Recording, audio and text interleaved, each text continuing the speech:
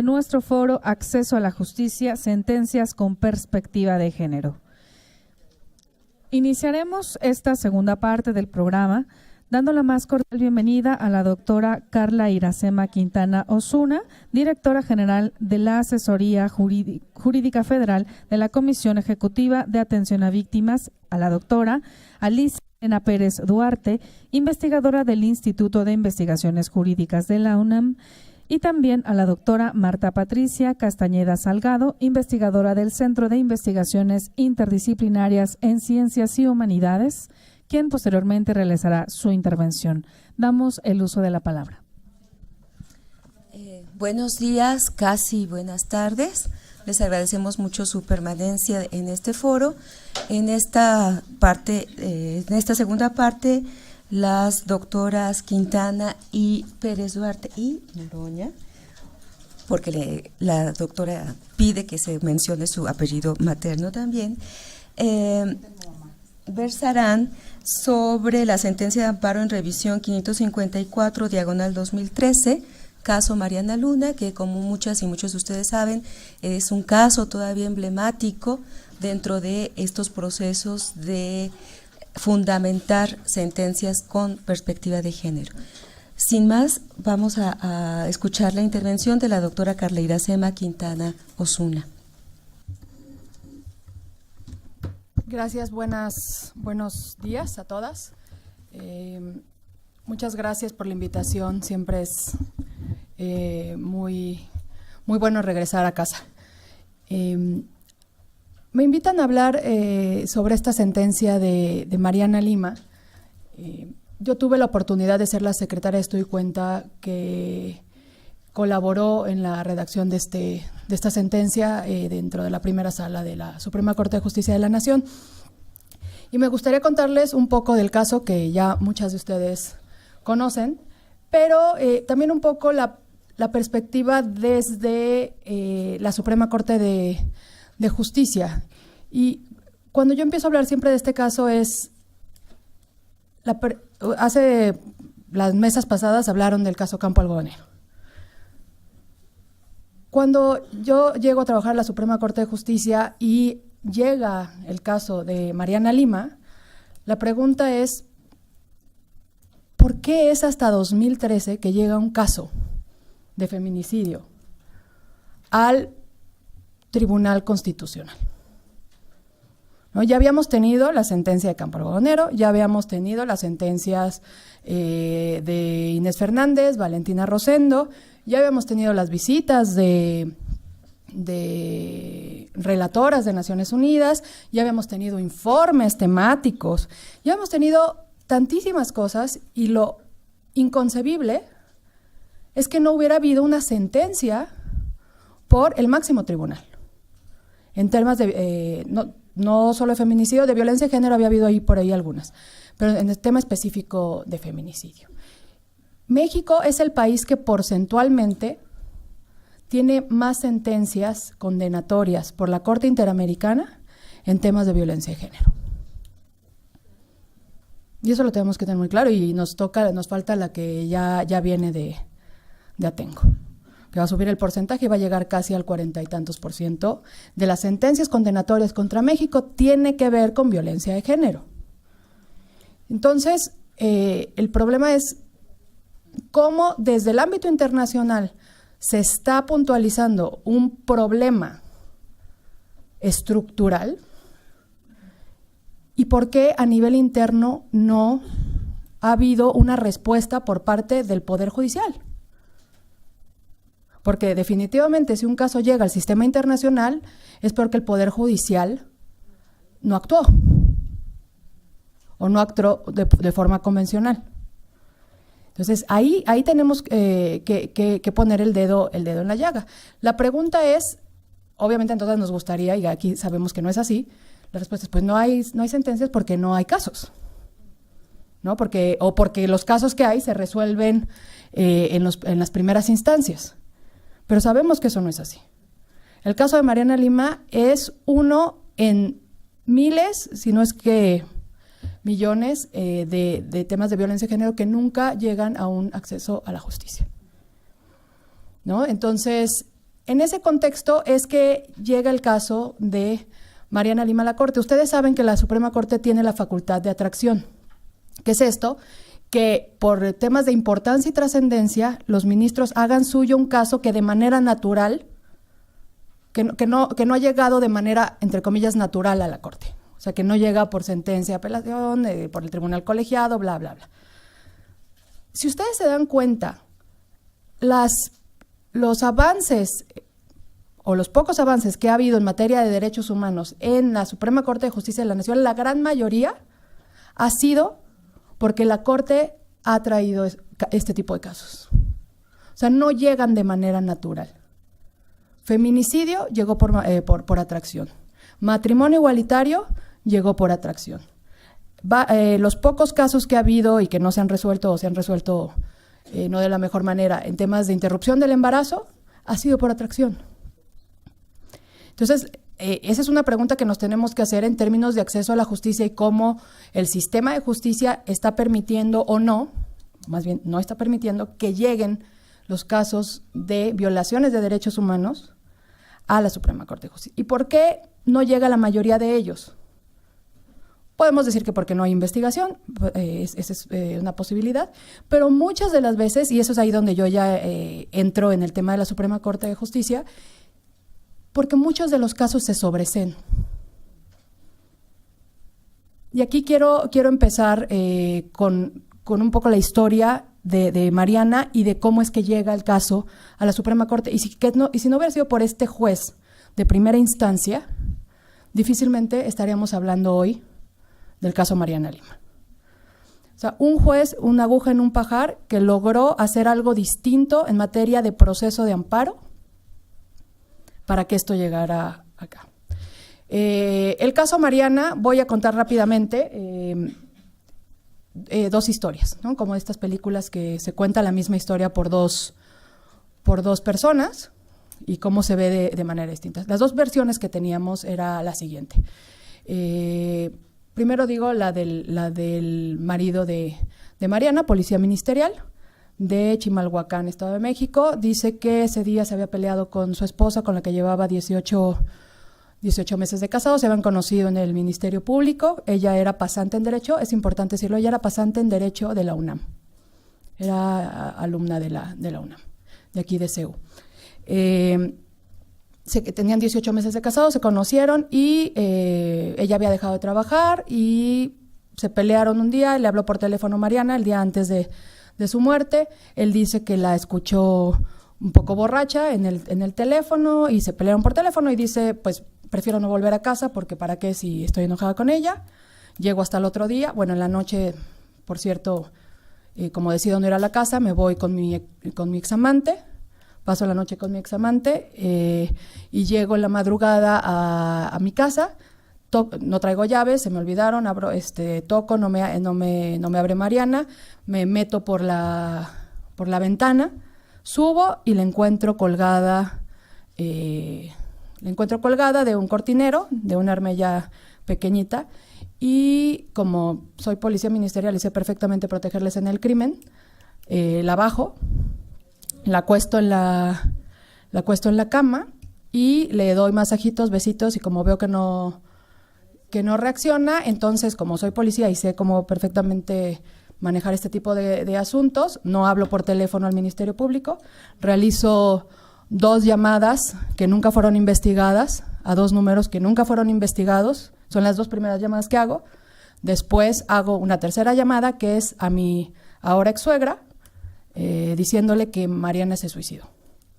Lo siguiente que hago tampoco es hablar al Ministerio Público, sino digo, bueno, mejor voy yo, al cabo allá trabajo.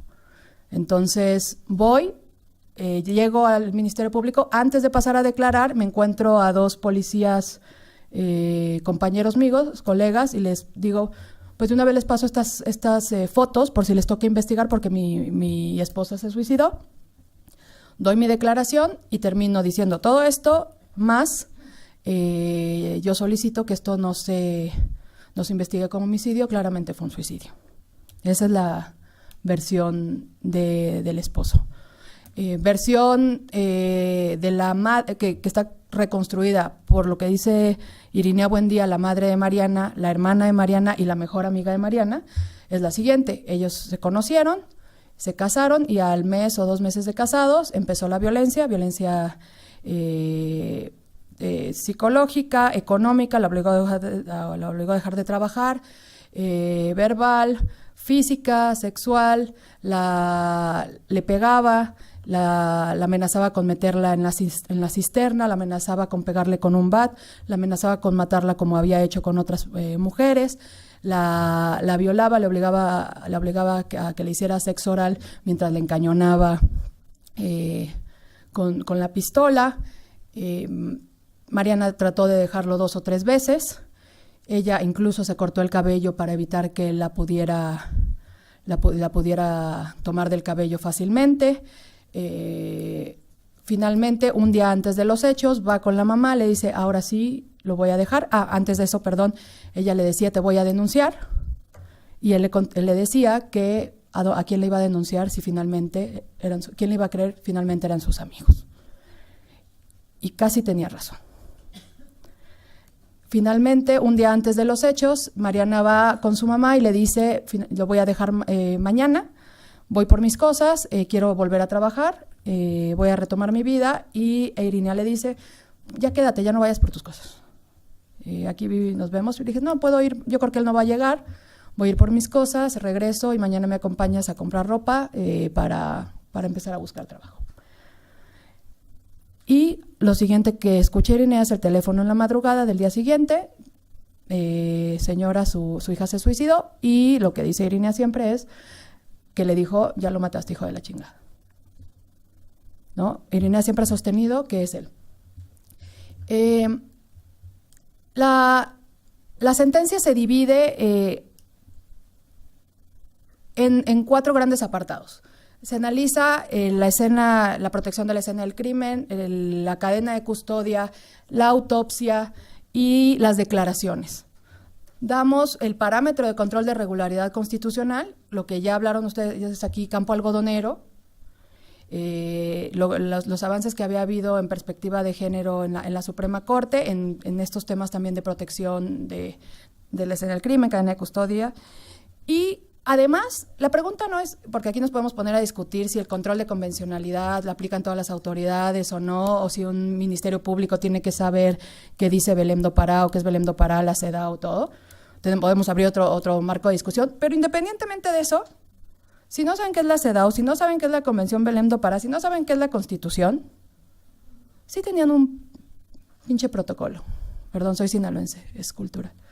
Sí tenían un protocolo que nomás tenían que hacerle palomita, ¿no? ¿Protegirles en el crimen? Sí. ¿Dejé entrar a uno de los, al marido que la encontró? Sí. ¿Eso está bien? No. ¿No? O sea, era nada más de poner palomita, palomita, palomita. Y hay que decir que el protocolo se creó como consecuencia de una orden de la Corte Interamericana en el campo caso algodonero. O sea, estos protocolos, una de las órdenes que da la Corte Interamericana es que se creen protocolos de investigación para muertes violentas de mujeres. O sea, ya lo tenían y no lo hicieron. Y finalmente, bueno, pues se analiza todo y es la primera sentencia en México que habla con detalle de qué es investigar con perspectiva de género, con todos estos estándares, ¿no? Que parece, para quienes estamos en esta aula, nos parece evidente, nos parece aterrador que no haya habido nunca antes esto. Pero si ustedes han visto el impacto que ha tenido la sentencia, digamos, en las discusiones, es como si fuera que se acabara de descubrir que la Tierra es redonda, ¿no? Como eso es investigar con perspectiva de género. Y con esto quisiera acabar, porque ya se me acabó el tiempo. ¿Qué es lo relevante de la sentencia? Yo dividiría dos puntos relevantes de la sentencia en temas de reparación. Una cosa es lo que la sentencia puede representar para Irinea y su familia, ¿no? Y otra cosa es lo que ha representado la sentencia como un precedente importante en México, porque ya sabemos que en México, aunque tengamos el artículo primero constitucional. Si no lo ha dicho la Suprema Corte, pues como que mejor campo algodonero, ¿no? Ya lo teníamos, para todas las que estamos aquí era evidente, pero al tener ya un precedente nacional, la judicatura lo sigue con más, no siempre, pero les parece un poquito más importante que se lo dijera la Corte Interamericana, o un poquito menos irrelevante. Y entonces nada más, en temas de reparación, ¿qué es lo que se dice? ¿Qué es lo que, aunque parezca evidente quienes leamos esas sentencias, obvio, ¿no? Si hemos leído las sentencias de la Corte Interamericana, esto es obvio, pero esto no es obvio para la judicatura, no es una sentencia común, en términos también de reparación. ¿Qué se hace en la sentencia? Y con esto termino. Bueno, más bien me regreso. ¿Qué es lo que hubiera dicho cualquier sentencia de amparo de una revisión como el caso? Lo más que hubiera dicho es que se sigue investigando con perspectiva de género. Eso es todo. Eso es lo que hubiera hecho una sentencia de amparo en los técnicos de amparo. Pero no, lo que dice también es que se investiguen. Aquí hubo no solo falencias en la investigación, sino obstrucciones de justicia. Esto que nos parece evidente si leemos el caso, que levante la mano quien haya leído en el Poder Judicial mexicano que diga claramente que hubo obstrucciones de justicia y que tienen que ser investigadas. Eso es un paso muy importante. Que se haya hecho es otra cosa, pero lo está diciendo una sentencia de la Suprema Corte de Justicia de la Nación. Otra cosa es que aparece el nombre de Mariana en la sentencia. No es el AR 554/2013. Asterisco, asterisco, asterisco. ¿No? Es el caso Irinea Buendía, madre de Mariana Lima.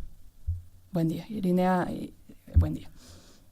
Una forma de conmutar a Mariana como víctima de feminicidio, a Mariana como caso emblemático, ¿no? De temas de feminicidio. Y eso fue petición de Irinea, que se hiciera público el nombre de su hija y el de ella.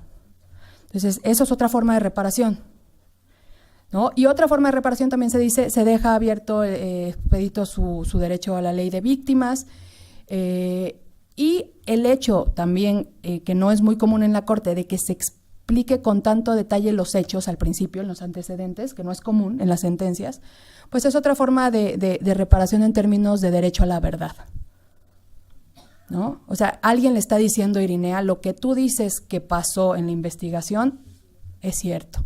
Porque si ustedes ven las sentencias, normalmente hubo un amparo y entonces la revisión y le dijeron que no, le dijeron que sí, y uno no se entera si es un cheque o un homicidio, ¿no? Entonces, el explicar de qué se trata el caso también es otra forma de reparación. Y nada más, porque sí lo dejé pendiente, y con esto termino, ¿qué es lo que dice el juez? ¿Por qué pudimos entrarle al caso? Porque cuando Irinea se da cuenta, Irinea vendía jugos antes, y trataba de, pues ella siempre sostuvo que su hija no se suicidó. Entonces ella, ya le habían dicho que no había ejercicio de la acción penal, dijo, bueno, ya habrá un Dios y él pagará. Y dice que estaba vendiendo jugos cuando escuchó en el radio a una abogada del Observatorio Nacional contra el Feminicidio, y que llamó y ese mismo día la atendió. Y se dieron cuenta que faltaban 2 días para interponer un recurso interno de revisión del Estado de México.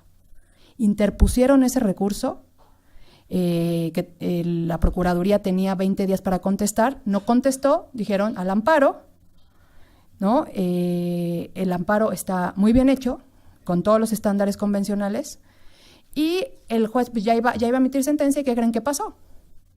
Pues evidentemente las autoridades contestan. ¿Y qué hubiera pasado en un caso común?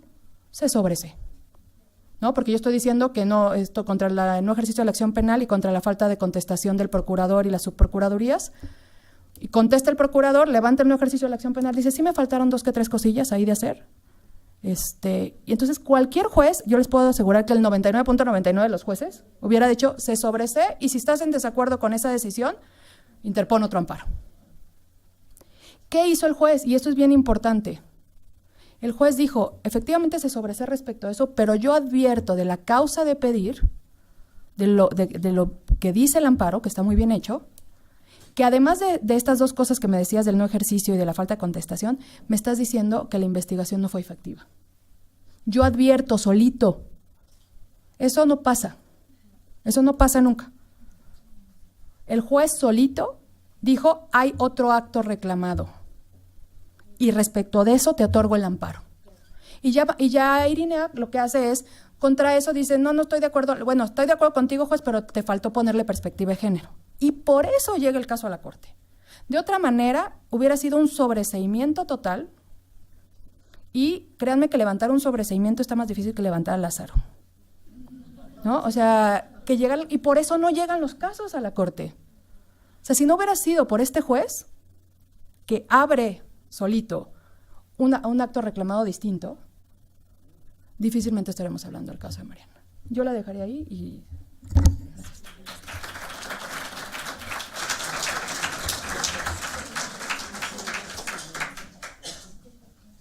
Pues dijeron, creo que son ambos. Ahora sí que me siento artista con un montón de micrófonos. Bueno, gracias a CIEC por invitarnos y a todas las instituciones que participan en este foro. Ana, gracias. Gracias Instituto, para que no me digan que no estoy dando gracias a mi propio instituto. Pero bueno, a ver, reconozco que ya no soy científica del derecho, porque hay cosas que me enojan y entonces pierdo la objetividad científica.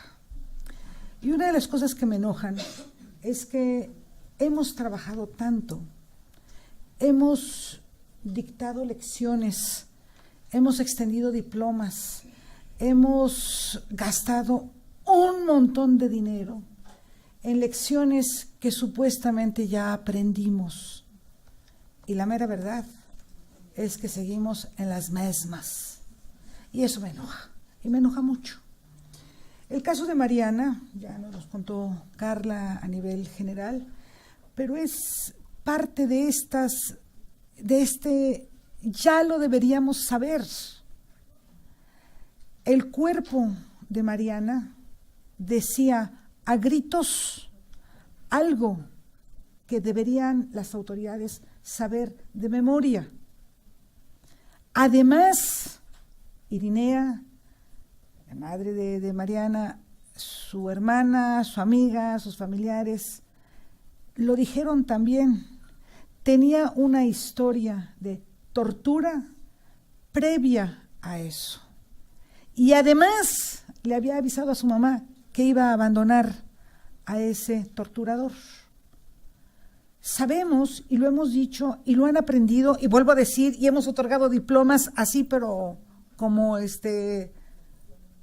folletos en el metro y en las esquinas y demás. Ese es el momento más peligroso para las mujeres que son víctimas de violencia machista. ¿Por qué le cambio el nombre? Pues porque he dejado de ser científica y conste que se los dijo. No es violencia de género en contra de las mujeres. Eso no se entiende de qué se trata, porque además nos coloca a nosotras la responsabilidad de resolverlo. Es violencia machista, el problema es de los machos que la ejercen, no de nosotras que podemos ser sus víctimas. En el caso de Mariana, ahí está clarísimo, el cuerpo lo decía a gritos y las autoridades no supieron verlo, oírlo y analizarlo. La historia que cuenta la familia de Mariana lo confirma. Me pregunto, ¿por qué pip? Carla diría carajo, pero consta que no lo digo yo, ella lo diría, ¿sí? No, sí, yo como soy jalisquía, no lo digo. ¿Por qué no empezaron por ahí? Nos hubiéramos ahorrado años y dinero en el camino de la justicia, dinero que supuestamente no tenemos, pero nos lo hubiéramos ahorrado. Si hubieran empezado por ahí, por lo que ya sabemos que tiene que ser el paso número 1 de toda muerte violenta de mujer. Desde luego, esto lo único que nos refleja es que el feminicidio es una forma de violencia estructural. No son casos aislados, no es un señor que de repente enloqueció en la calle y por quita quítame ahí estas pajas del hombro, asesina a una mujer. No, no es cierto. Sabemos que es una cuestión que está metida profundamente en nuestra propia cultura y que los pactos patriarcales, ¿sí?, entran inmediatamente a funcionar cuando hay un cuerpo de mujer que grita esta violencia.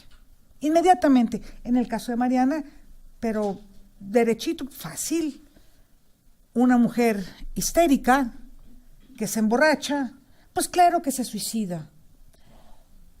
Las similitudes con el caso de Lesbi ahí están.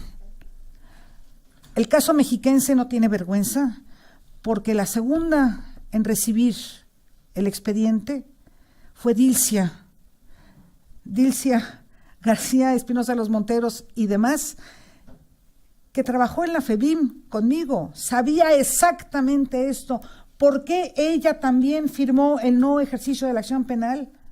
¿A qué pacto patriarcal estaba respondiendo ella misma? Bueno, y en la Ciudad de México, otra gran feminista, Patricia Mercado, suscribió la tesis del suicidio de Lesbi.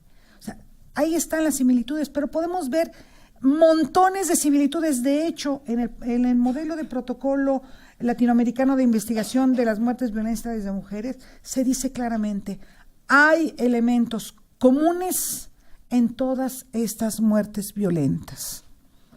Y también las cifras dicen que hay un incremento de suicidios desde 2014 para acá de mujeres que coinciden con situaciones de violencia familiar, y hablan de hasta el 40% de estos suicidios. Más estructural lo queremos ver. Es cierto, coincido con Carla, y pues claro, si ella redactó el proyecto, pues claro, ¿sí? Coincido con ella, sí. La sentencia es un hito en la justicia mexicana. El problema es que el resto del sistema no se ha dado a la tarea de leerlo, porque para cuando se encuentra aquí en Ciudad Universitaria el cuerpo de Lesbi, ¿sí?, ya estaba esta sentencia, ya existía esta sentencia, ya habían detenido a José Luis. No sé, José Luis se llama, no, ¿verdad? Se llama Julio César. Ya lo habían detenido, no lo han condenado, pero ya lo habían detenido. Ya estaba la sentencia, ya teníamos calpo condonero, ya había delito sobre feminicidio, y sin embargo, todas las autoridades dijeron exactamente lo mismo. Mala alumna, se droga, es decir, una mala mujer. En pocas palabras, una mala mujer. Y además que andaba haciendo estas horas, hasta altas horas de la madrugada en Ciudad Universitaria, cuando los sacrosantos recintos de Ciudad Universitaria no pueden mancillarse con esas malas conductas, y menos de una jovencita. Lo mismito, idéntico. Ahí está otra vez. Todavía no conozco, y estuve busque si ya había sentencia condenatoria en el caso de Mariana, porque lo que hace la sentencia de la Corte es, no hay, ya lo busqué, y no lo hay. La sentencia de la Corte lo que hace es exigirle la investigación, exigir la reparación del daño, y exigir que, como nos dijo Carla, que también se investigue la responsabilidad de la bola de autoridades que no hicieron lo que tenían que hacer. Yo espero que todas, empezando por el gobernador, que en aquel entonces, Peña Nieto se llamaba, sí, creo que sí, Peña Nieto, Castillo, que era el procurador, el primero de los procuradores, y de ahí hacia acá, todas las autoridades que no hicieron lo que tenían que hacer, paguen, porque la irresponsabilidad en la función pública es un delito en este país. Ojalá si fuera cierto, ojalá eso fuera cierto. Antes de que me pasen las tarjetitas, sí tenemos tiempo de preguntas y respuestas, no, ¿verdad? Ahorita hasta el final. Bueno.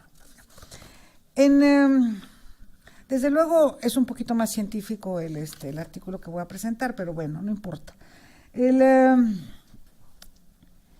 Como conclusiones, sí, es cierto, la sentencia de la Corte es un hito, porque deconstruye nuestra manera de ver los expedientes y nos obliga a reconocer que existe una herramienta de interpretación del derecho y de los hechos que se llama perspectiva de género. No es la primera que nos llega a México, porque el campo algodonero lo que hace es eso, es insistir en que ahí está esa herramienta de interpretación, y que la Corte nos dice, en otras palabras mucho más técnicas, que esta herramienta hace posible que las decisiones en el ámbito jurisdiccional sean tomadas a partir nada más y nada menos de la valoración de las diferencias entre mujeres y hombres. Eso es lo que hace la perspectiva de género. Es cierto, ante un cuerpo de hombre con huellas, las mismas huellas, ¿sí? Una armellita de este tamaño, un hilo de cáñamo, igualito, ¿sí? Golpeado y demás, investígale, manito, y busca todos los entornos. Pero cuando es el cuerpo de una mujer, lo primero que tienes que hacer, según la perspectiva de género, es buscar a violencia machista. Y también sabemos que la violencia machista, el 75% de los casos, es a manos de alguien cercano a la mujer que es víctima, ¿sí? Y decíamos Carla y yo, sí, fíjate cómo dónde voy, ¿sí? Me faltan unos. Decíamos Carla y yo, cuando hay una muerte violenta, aunque sea accidental, en una casa, ¿a quién deben investigar primero, señoras autoridades? A la familia, ¿sí? A quien vive en esa casa. Entonces, eso dice la perspectiva de género. Investiga en círculos concéntricos, en el eje está la víctima, y luego, como las cebollas, ¿sí? Ahí vas a encontrar ya no al presunto responsable, quitémonos de eufemismos, al responsable de eso. Porque si tu autoridad no crees que ese es el responsable y le pones el presunto responsable del presunto feminicidio, ahí están, ¿cuántos años? 2006 a la fecha, y seguimos sin sentencia condenatoria. Desde luego, estas diferencias tienen que ver con discriminación, desigualdad y subordinación. 3 elementos presentes siempre en la violencia machista. Muchas gracias.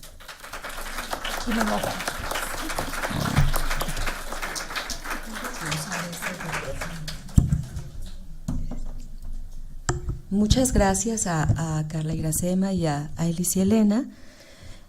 Quisiera comenzar diciendo que comparto plenamente el enojo y la indignación de estas dos grandes especialistas, que no solamente nos ilustran sobre muchas de las falencias de lo que estamos viviendo en la consecución de justicia, y particularmente de justicia con perspectiva de género, sino que también ponen el énfasis en algo que no debemos olvidar, y es que todos estos procesos han ido acompañados también de un proceso constante de elaboración teórica.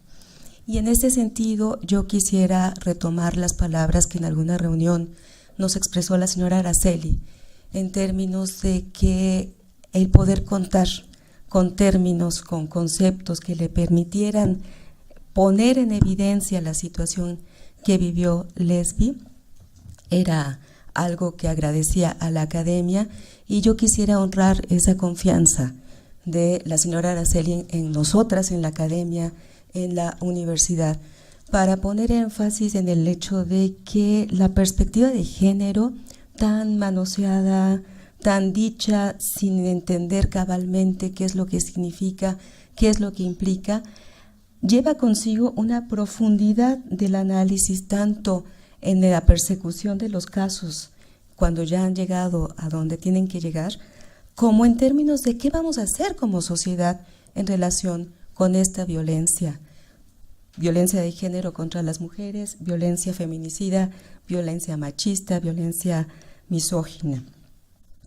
Y esta es la parte que a mí me interesa compartir con ustedes. Como no soy abogada, me puedo dar el lujo de hablar como antropóloga y les ofrezco disculpas anticipadas si ocupo algún término de manera equivocada y pongo a su disposición el papelito para que por favor en 4 minutos me digan que mi tiempo se agotó. Una de las partes que cada vez adquiere más importancia, por lo menos desde la perspectiva que yo logro comprender en muchos de los procesos, sobre todo en estos procesos en donde se persigue feminicidio, es la parte de los peritajes. Y quiero poner énfasis en esta parte porque los peritajes son recursos que se ofrecen a los juzgadores para tener otros elementos de juicio que van más allá de lo penal y que permiten, según entiendo, colocar los hechos en un contexto sociopolítico y cultural más amplio.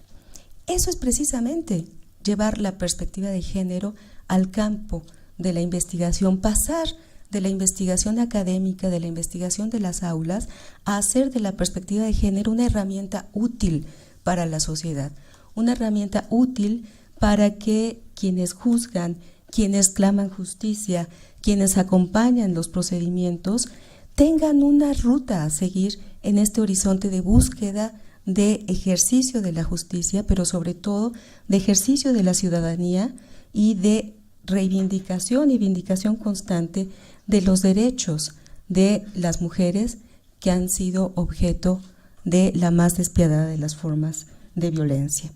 En ese sentido, los peritajes con perspectiva de género son fundamentales para poder aquilatar en qué medida, cómo se expresan esas pautas relacionales que ya ha mencionado Alicia Elena, el poder, el dominio, la desigualdad, la subordinación, pero no en cualquier campo, sino específicamente en el campo de las relaciones cotidianas, en el campo del día a día, de las relaciones cara a cara, en las cuales todo eso que en la teoría llamamos contenidos de género, atributos de género, roles, estereotipos, distribución desigual del poder, se están jugando en cosas tan cotidianas como le pegué porque no tenía las tortillas calientes, que es algo que he oído 1000 veces en mi trabajo de campo con sociedades campesinas e indígenas, hasta el hecho de ¿desapareció? No la volví a ver. En todas estas posiciones, en todos estos discursos, en lo que la gente dice para describir lo que ha sucedido, están todas las pautas culturales, todos los elementos de significación que se pueden recuperar y tomar en cuenta para decir en qué contexto se estaba gestando y reproduciendo la violencia. La perspectiva de género entonces permite traducir e interpretar de múltiples maneras cómo estas identidades, los prejuicios, pero sobre todo los estereotipos de género están presentes en las acciones, las prácticas, las relaciones que por efectos de la desigualdad están colocando a las mujeres en una posición deficitaria en relación con el ejercicio de sus capacidades, el acceso a los recursos, las expectativas de vida, los ideales. Bueno, estos casos de feminicidio nos están mostrando cómo también hay un proceso intencionado de enloquecer a las mujeres, de alocarlas en el sentido de quitarlas de su lugar. Y por otro lado, tienen un consenso social en la medida en que hay un proceso de normalización de la violencia que impide incluso a las personas más cercanas actuar, porque esa normalización está instalada en la subjetividad a tal punto que se piensa, no puedo intervenir porque es un problema de su relación, es un problema íntimo, no tengo nada que decir aunque sepa que le está afectando, no la puedo alertar o cuando mucho la puedo oír, pero no aconsejar porque entonces yo voy a ser responsable de las decisiones que tome. Hasta ese punto está incorporada la normalización de la violencia de género, y una de las cosas que trae consigo la violencia es inmovilizar, paralizar, no solamente a quien la está viviendo de manera directa, sino también a las personas que la rodean, hasta que llega un momento en que eso se vuelve insoportable.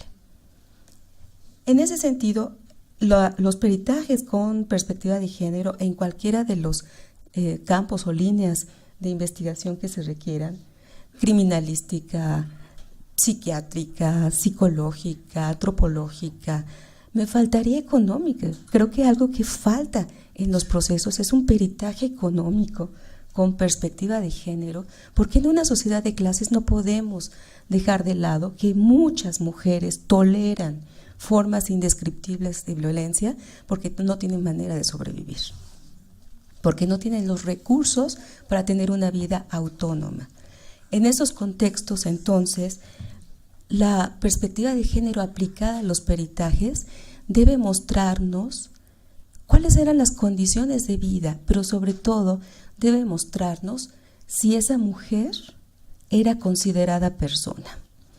Esto que parece una consideración filosófica, en los hechos implica si esa mujer considerada como persona era portadora de una vida valiosa, una vida, diría Judith Butler, que valía la pena ser vivida, o por el contrario, sería una vida desechable. Y los casos de feminicidio muestran hasta la saciedad cómo la desechabilidad de las personas está articulada o está articulando la condición de género con todas las otras condiciones sociales que reproducen la desigualdad, la dominación, la subordinación, etc.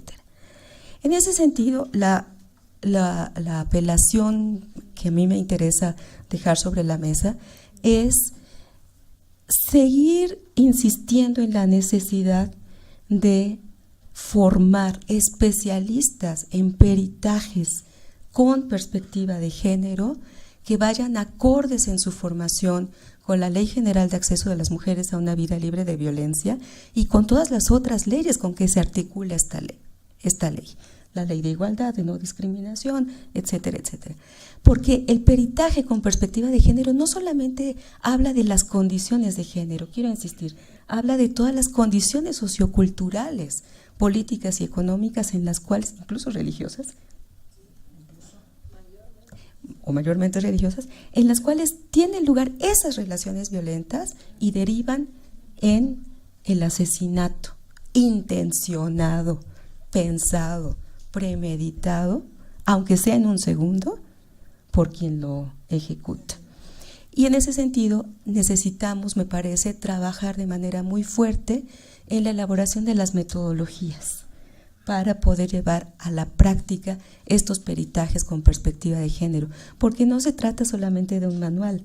Está muy bonito que haya protocolo, como decía, y ver que no, ni siquiera con el protocolo podemos tener confianza, pero mientras más insistamos en lo que falta y trabajemos para cubrir esos vacíos, me parece que estaremos cumpliendo de mejor manera pues el papel o la actividad o función social que nos corresponde como académicas, que es contribuir a los procesos sociales con la elaboración de categorías, procedimientos, formas de actuar que coadyuven efectivamente a generar condiciones de justicia y de justiciabilidad para todas las mujeres. Muchas gracias.